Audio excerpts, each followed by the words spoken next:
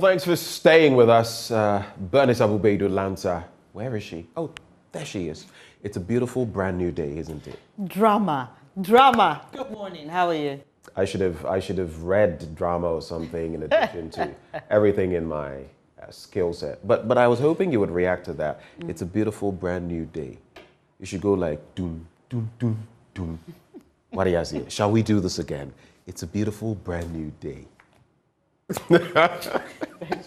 Hello, wherever you are. Thank you for joining the conversation. We're about to get into the newspapers. You're looking green. You're looking flowery. You're looking lovely. Thank you. You are too. Yeah, but you light up the set more. Thank you. When I watch you on TV. The yellow you're wearing complements my green. Oh, I didn't take a look at that. Yeah, you're right. You're always in sync, you know. All right, so this morning, let's get into the papers. I have the Daily Graphic, Republic Press, BNFT, and The Custodian. What do you have? I've got the Daily Guide, Ghanaian Times, The Finder, and The Publisher. Okay. Benjamin, I'd like to start with the Ghanaian Times. Let's do this. Banner story. Danger looms on Malam Kaswa Highway as mad flow takes over toll booth old barrier stretch. We've also got man killed, others injured in renewed communal clash in Boku. Shops, schools, hospital closed. Boku needs to be looked at closely again. Looked at? Yes. Did you say looked at? Yes. I mean, we need to, I don't want to use certain expletives on air, but we just need, we've had these things brewing, and don't we realize that those are recipes for disaster, especially with regard to the terrorist threat? Well, so check the story out, Benjamin. And later in the show, we'll be talking about expensive menstruation, and we showed you a promo to that particular story. But here's another thing. Adolescents in the Upper West region using polythene bags as condoms.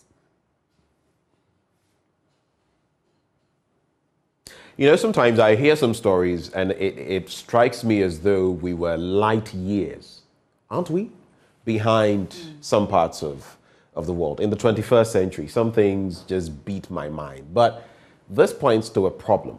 You remember back then when we had the adverts, the ABCs of all of that, abstinence, be faithful, condom use, and all of that. I mean, for someone like me, Catholic, yeah, we may have our, but even Pope Francis has said it, look, when it comes to these, protecting yourself is saving yourself for God's work is the best. But when people can't even have access to, you know, contraception, or maybe they can't afford it, you don't know.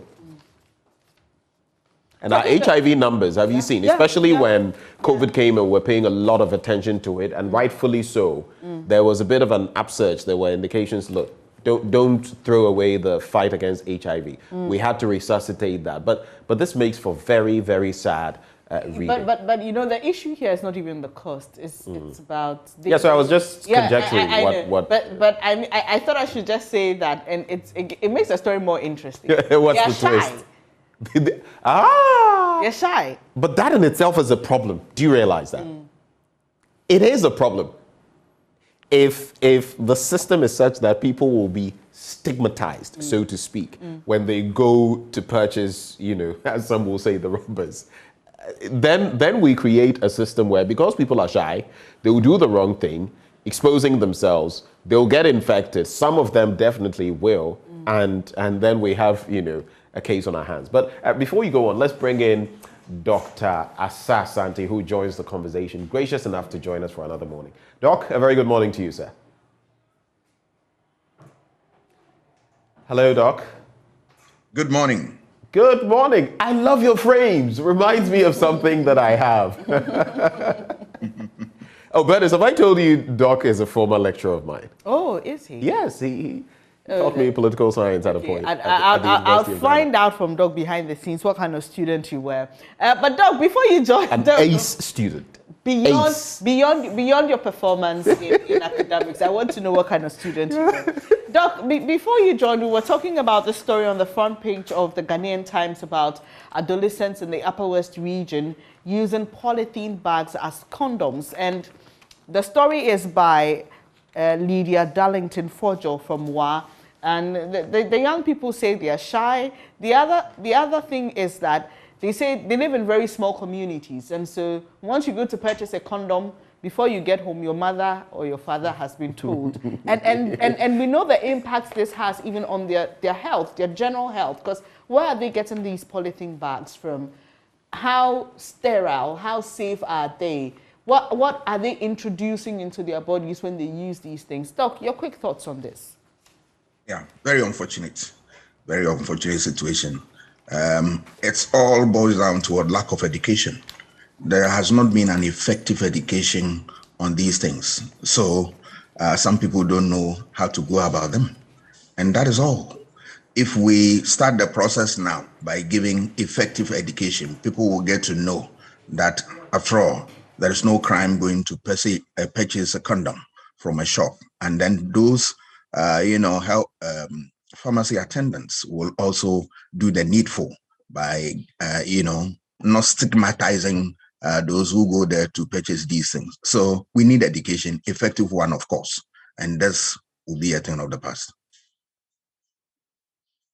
Page, and it has to do with the danger looming on the Malam Kaswa Highway. I don't know if you've ever used that stretch in recent times and what happens to it after a heavy rainfall. So in the center spread, you see the full picture there, and it's terrible. I mean, on Sunday, there were people who sat in traffic on this road for close to 4 hours for a journey they could have done in 20 minutes. And I'm not even exaggerating. This is the reality of many people. We've done this story before. I remember 2 years ago, Max Olakmoba was very heavy there speaking to people. The problem still exists, Doc. Do you think we want to address problems of this country? I don't think so. We always, pay lip service to some of these problems. And then when, we have challenges on our hands, we come back, pretend as if we care for the people and that we are ready to deal with the problems head on. It's not true. Let us face it. Because we have seen this time and again. And what effort have we done to arrest this situation? We only shout about it, go to sleep. The next time we have the rains, then we are in deep trouble. Going forward, I think we as citizens must be vigilant enough and then hold holders of political power to account, so that when they refuse to do this thing, the best way is to throw them out when they come to us for renewal of their mandate in public office. That's all. Doc, the other leg to this is what is happening to the settlements, because that place is quite hilly. So the rain washes the sand onto the road. And you're just wondering, what is happening? Are we sitting on a time bomb? I remember there were concerns about a possible landslide in these communities. So it's bigger than the roads being affected. Yeah, but do we have, town and country planning department in this country? Do we have people who inspect the building of structures in this country? Do they draw salary from the government payroll? I mean, I don't get it. All right. Somebody must be up there and be seen to be doing his work. And if they don't, we as citizens should take them on. Vigilance, after all, is the price of liberty. And over the years, we have shied away from this as a people. We need to take up that responsibility more seriously if we want to get things right. Otherwise, look, government will come, government will go. We will not be able to address our problems. Doc, there's an interesting story. Today, a couple of interesting stories in the Ghanaian Times, but there's one that catches my eye because it's been trending on social media, and it has to do with Togbi Apede returning some 365,000 cedis ex gratia. Let me just bring some details of the story for those who may not be aware.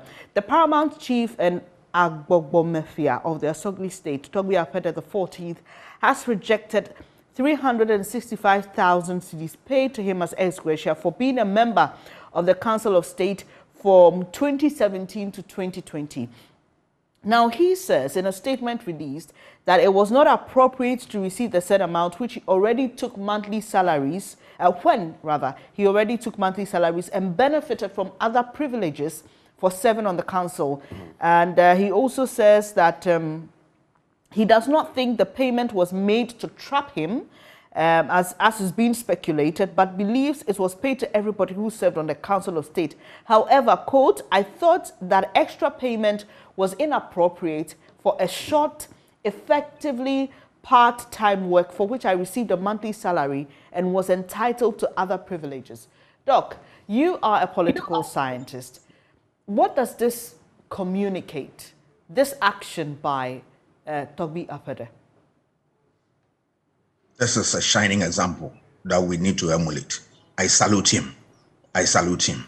More often than not, we are people who, in spite of all the commentary around us, would take this, and then the country will be the loser at the end of the day. We have a leader who says that it's wrong for me to take such an amount from, the government. I'm not interested. Why can't we add it to the national kitty and make something meaningful out of this? I respect him, and I want other political office holders to emulate what he has done. We all need to build this state, but we need to build it with all honesty and sincerity. And that is the way to go. Togbi has shown the way. I dove my heart for him, and I salute him. And while we wrap up on this particular issue, aside from appreciating the action of the chief, there are those who say 365,000 cedis, besides your monthly pay, besides all the other entitlements, it's just too much for a country like Ghana, which is struggling. And he's just one person. Look at the number of the. I have seen people do the multiplication by Article 71 office holders, and the the millions that is it over 190 million sort of that we end up then paying to these ministers, deputies, members of a council of state, generally Article 71 office holders. And people say that, especially in times when we are telling everybody to tighten their belts, it appears some can still afford to not only, open up their belts, maybe they don't have belts at all, so there are no belt hooks. Sometimes I'm amazed about some of our comments and attitude towards some of these things. We keep on, as you rightly said, that we need to tighten our belts to take care of some of these things. But what is happening? Look at Article 71 office holders. What are they receiving? Who has talked about that? Ex gratia and all that. Are they not part of the public service? Are they not also rendering public service? Why can't we also touch their emolument if there is a need to do so? That conversation, we always want to shy away from that. Look at what they are taking. I mean, what we are seeing in the area of, a Council of State members. One would have thought that even that body, we should turn it into a second chamber so that when we are paying for something that we are also happy with. All right. We have a body with all the expertise in there, and government by law is not supposed to take their decisions when they arrive at one, simply because it's an advisory body. Why can't we make it a body whose decisions will be binding on government? Look at the expertise, the people that we have there. Turn it into a second chamber, and let's see how much we can pay them and then enjoy their services. After all, they are also people that we pay. So why can't we regularize the whole process, make it more effective as a second chamber, where they will not shy away from certain controversial issues. They will deal with them because of their expertise, experience, and whatnot. That there are some of these things that the main legislature always shy away from. They will be bold to tackle them and tackle them head on.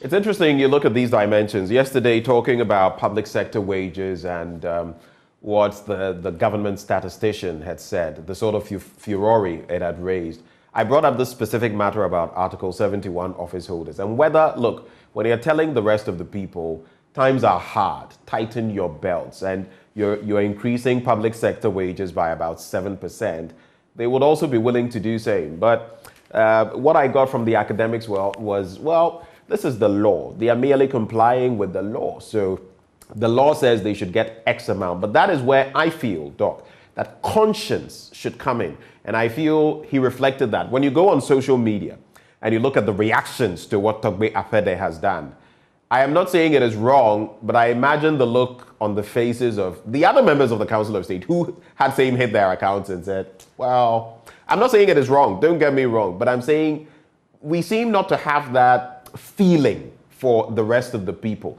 3 to 5% in this country have so much, and the masses, the poorest 30%, it is just sad the way people live. Bernice was talking about the fact that some people would, even for different reasons, use rubber, polythene as protection when they're having intercourse. That is where we are as a country. I don't know. I really don't know. We are only being hypocritical. That is all. We are only being hypocritical because sometimes we are confronted with situations and we are not able to address them properly.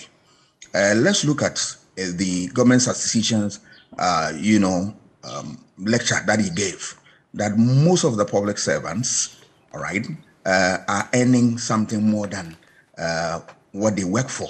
Very unfortunate, statement. I'm not sure. He clarified yesterday, he clarified, Doc, that he did not say that public sector workers are overpaid, that it was just an economic analysis of the efficiency or effectiveness of workers, not even public sector workers alone, workers generally in the country. So it wasn't that public sector workers are overpaid. That is what he says. If that, I'm happy to hear that, because I was going to chastise him because he is also part of the public service, his outfit, and that it will be an indictment on him to say that. And I was going to ask, has he come across even one institution that they work very well and that they were not overpaid? A study like this, we want to see some deviations and then exemptions and whatnot. So it's good that he has come to clear the air. Otherwise, I was going to take him on seriously. But coming back to the conscience matter that you talk about, right? Sometimes when it suits us, we say that that is the position of the law. If it doesn't suit us, we attack the law. Look, I am not a lawyer, but what is law? It is nothing but the will of the expression of the people. It's an instrument that we use to regulate human conduct and make society better. So if the law exists and the law is not inuring to the benefit of society, what is the point of keeping it in the books? Why can't you look at it? But because it suits us, it gives us what we need, expense of the rest, then we think that it's okay. That is unfair. Look, a time will come that when people begin to demand their share of the national cake and it becomes so widespread, then we are in difficulty.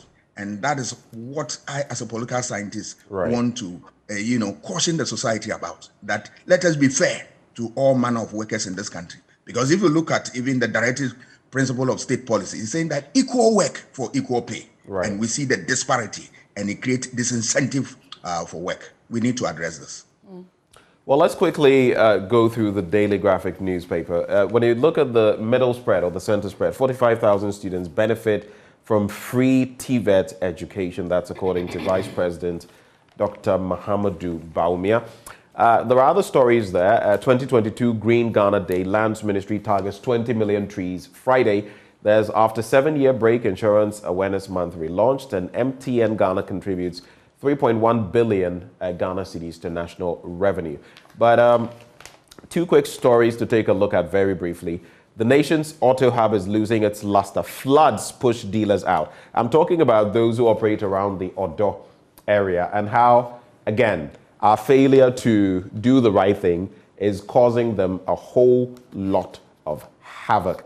The perennial disaster has forced many of the automobile companies to either close down or find alternative and safer locations to keep their businesses. Just tie that, Doc, into this other bit. So the EU is blaming Russia for a global food crisis, and Russia's UN ambassador stormed out of a UN Security Council meeting after the European Council president blamed Russia's invasion of Ukraine for causing a global food crisis. Of course, this crisis has affected some more than others, and it's something that our government has touted time and again. Maybe your reaction to one of these stories, or both? Yes, I will look at the EU and their criticisms leveled against Russia for the world food crisis. It's very unfortunate that we are in such a situation because if you look at the position of Russia on this Ukraine matter, it's a cause for worry. But my question is, why do we as a global society want to sit down for one country to hold us to ransom? Are we doing something wrong or something enough to address the food challenges that we have? It is food for thought. We need to up our game and then be self-sufficient in terms of what the things that we produce for our own consumption. If you continue to rely heavily on people, a time will come, they will hold us to ransom. So for me, this is the beginning of more things to come, and the world must take a critical look of this and address it head on. Let's get into Republic Press now. And Ashaiman District Court grants fried fish thief 10,000 Ghana CD bail. It's interesting when you see these stories because, it points to something. It points to a broken system. But the Ashaiman District Court has granted bail in the sum of 10,000 cedis with two sureties to one Richard Akwete, a driver's companion, for stealing contrary to Section 1241 of the Criminal Offences Act 1960, that is Act 29. The court, presided over by Ms. Eleanor Kakra Baines Butche, granted bail after the accused had pleaded not guilty to 3 counts of stealing, unlawful damage, and unlawful entry, adjourned for the accused to reappear on June 28, 2022. Sometimes the bread and butter matters. And it's a question we've been asking, people have been asking in this country. Yes, there are other charges in there if you look at it. So 3 counts of stealing, unlawful damage, unlawful entry, that is fine. But was this gentleman, and that is not to justify his actions, did he do this merely out of what? Hunger, out of, the economic situation? But we have people in authority who can do all sorts of things, siphon money that belongs to all of us, and the law seems not to even want to bite them. It's quite a conundrum. But when you look at the legal aspect of it, per our penal code as well, it stipulates what the penalties for what are. And so that is where the problem is. It is not with the justices of the court. It is what the law says, which is why some people propose that we take a second look at our laws, because people are getting away with, now we've had misdemeanors changed to felonies and all of that, but it's a pretty tricky situation when I hear of these stories. Doc, any reactions to that? My position on this thing is before the courts, appropriate forum. Let them deal with this, and we'll come and run the necessary commentary about it. Construction of Tema Tatakwashi interchange is to commence in August. That's according to Sector Minister Mwakwata. Oti Boateng's successor outdoored Showtime in MPPF stage set for national contest.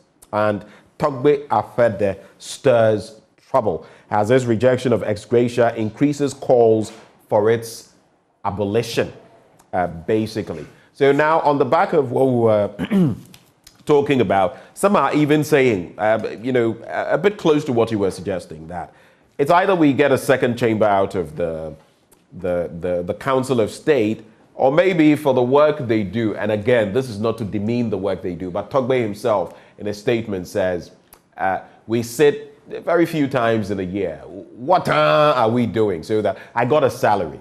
I don't need ex gratia.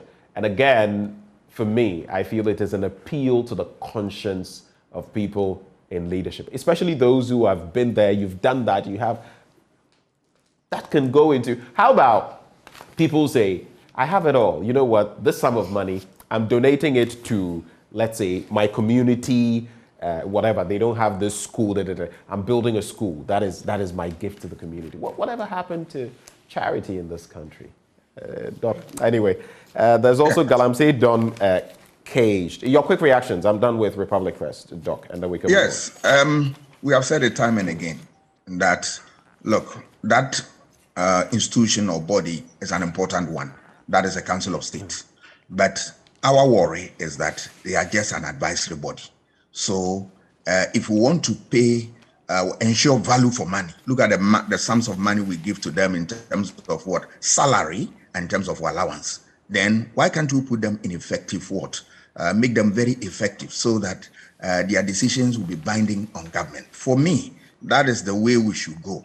So that if we see that what we are giving them is too much of the work that they do, why can't you slash it? If it is too little, why can't you top it up? And it's when we are able to do this type of what analysis, then we'll come to the conclusion that whether you maintain it or scrap it, the decision will come from that. Because if you look at what Toby is saying, is that we made fewer times and that we are earning so much.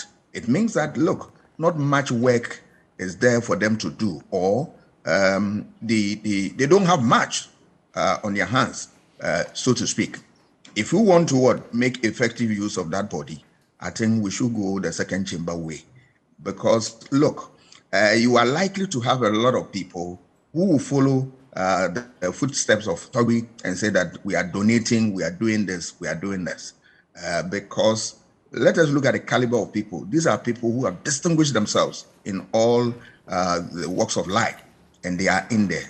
If you like, they are doing the last national service, and some of them, what you are giving them, they are not interested in. All that they want to do is to leave something behind as a legacy for society to emulate and appreciate. So if we want to get the best out of this, I think we should go the second chamber way and then make the best use of these resources. All right, quickly on the front page of the Ghanaian publisher, government to train 5,000 ICT girls yearly. That's according to Esla Wusue Kuful. And NPP opens nominations for national officers. Opuni trial. I'll definitely not consider Lithovit purchase a loss to the state. And this coming from Mr. Daniel Ohinie Jukun, a former board chairman of Cocoa Board. And Green Ghana seedlings not for sale, according to the lands minister. Quickly on the front page of the Daily Guide, NDC cries over 2020 defeat. One more dies from Apiate explosion. Really sad there. NPP ready for national elections. And money retro girl saved. That's according to her mother. We are glad to hear about that. But there's also another girl who's been left traumatized after her father hired boys to beat her for being involved in a relationship. Now, here's what happened. The young guys reportedly threw water at her, said they were casting out the spirit of fornication from her. But here's the irony. They are said to have beaten her. She ran into the bush. They tried to sleep with her. Some actually, and sorry, this is quite sensitive about this morning, tried to insert their fingers into her, and the girl has been left traumatized. Her uncle, who lives in South Africa, saw the video. So the young boys who perpetrated this act took videos, shared it to other people, and it went viral on social media. According to the story in the Daily Guide, the police is yet to respond. No arrests have been made. The young girl is traumatized, and her parents have still not checked her at any health facility. You know what really, before Doc comes in, what really got me, I mean, the fact that her own stepfather, laid the foundation for this entire enterprise. But let me just say this, for those who still do not know, it is very wrong, not just legally to do this, yes, legally of course, but even filming such things and spreading them is illegal. When you are caught, the penalties, you may live to regret it for the rest of your life. So if you're watching us and maybe you have ever thought of any such stupidity, so to speak, you should cast those demons out of yourself before it gets... but maybe your thoughts on that, Doc? 3 factors are responsible for this. 1, socialization has broken down.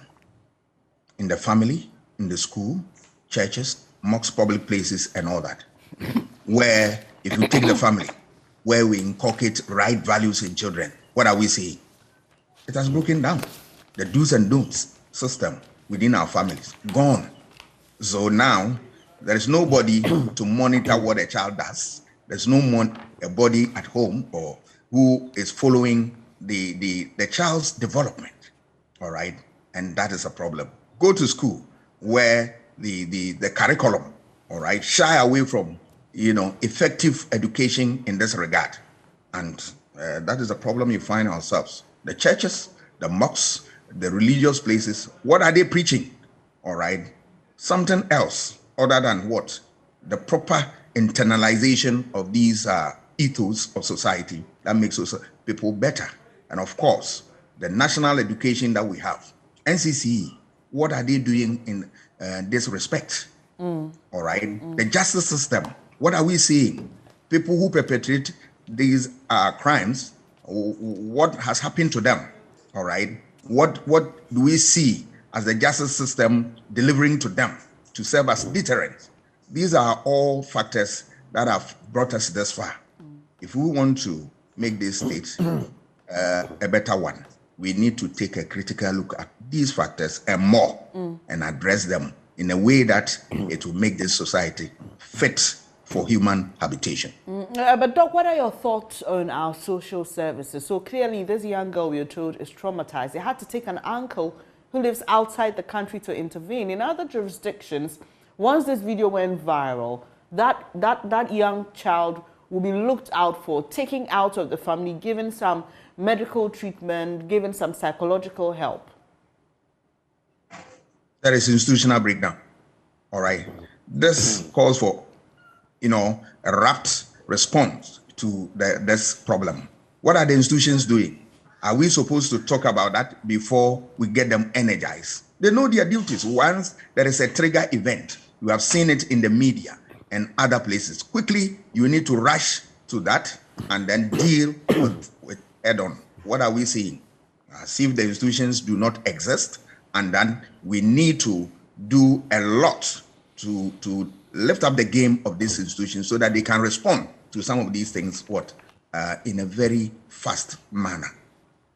Doc, let me run you through 3 stories in 2 newspapers very quickly. The BNFD, and you can just maybe in some 30 seconds share your thoughts on whichever one you'd pick. Agra and MOFA, that is let me just get you the Alliance for a Green Revolution in Africa, and the Ministry of Food and Agriculture intensify support for organic fertilizer as food insecurity fears grow, and that's a major concern.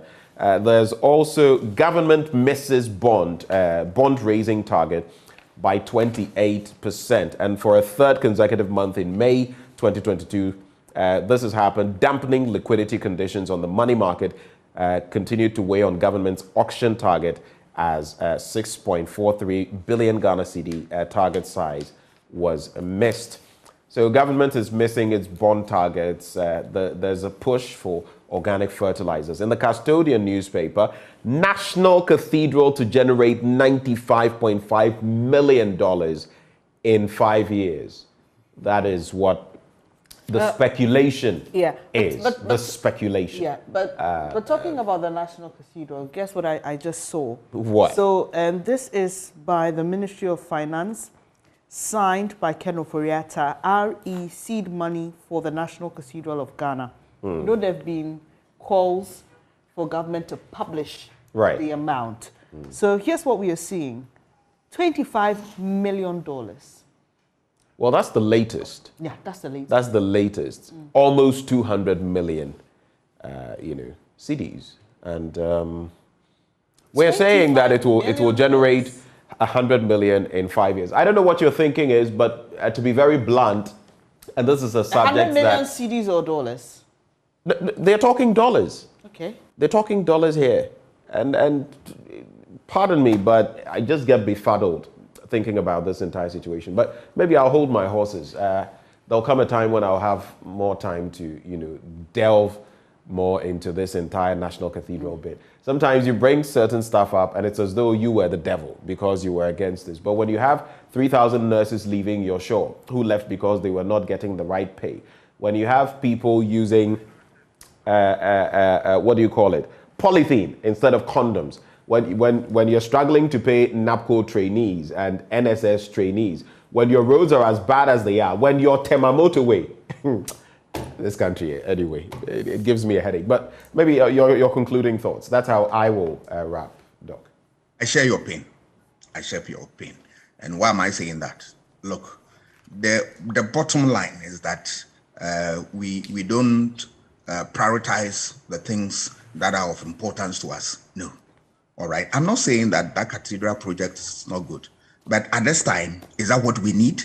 Where people are lying on the bare floor, giving birth, where teachers don't have, resources to teach, where up to now, government, educational system at the basic level in terms of what, textbook is missing, where there are large army of unemployed youth parading in our streets, doing nothing, and we want to build cathedral.